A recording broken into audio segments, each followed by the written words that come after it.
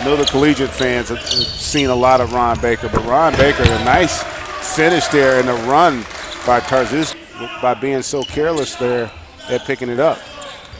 Stanley Johnson just stood in front of us to inbound that ball. He's huge. He's a big There's man. no other way to put it. He's not like he's huge, and not in a bad way. No, he is no. a thick Courtney Lee is another name that's been mentioned. They've got to, shore up that position and fill out that roster. But if I'm a Knicks fan, I got to feel a lot of optimism about the future. And I tell you what, it plugged shots in terms of being able to open up the floor. And so Ellison, who I like a lot, may not be ready to be a rotational guy this first year on a playoff team, which the Pistons were in our offseason here thus far. But he's always got the smirk, no matter what, That's not a smirk. That's 11 rings, man. That's what that is. That ain't a.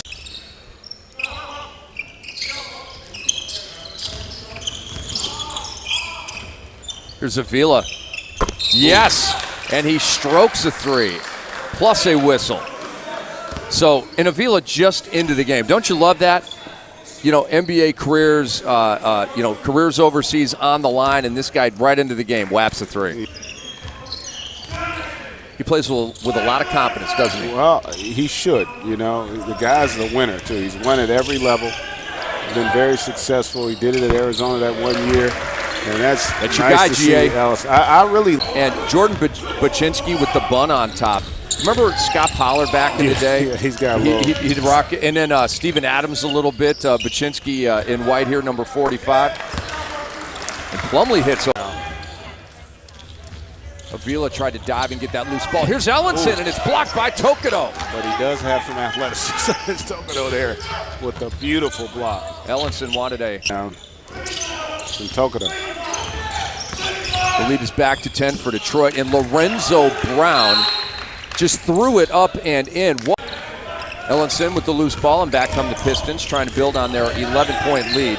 Pistons shooting 42.5%, the Knicks shooting 36.1% in the ball game. Baker doing a good job staying in front of Stanley. He's a lot stronger. Oh, Benedict strokes it. And that's what they're looking for right there. He does a lot of the intangibles off the court that give a franchise confidence about the future of investing in him. And so they're training to be NBA referees, and there are refs. Ken Maurer here. I'm sure the head of officials is here as Lorenzo Brown gets the steal, and he is stamped above the rim. That was Diabate with a great block. And impressive, able to knock down that.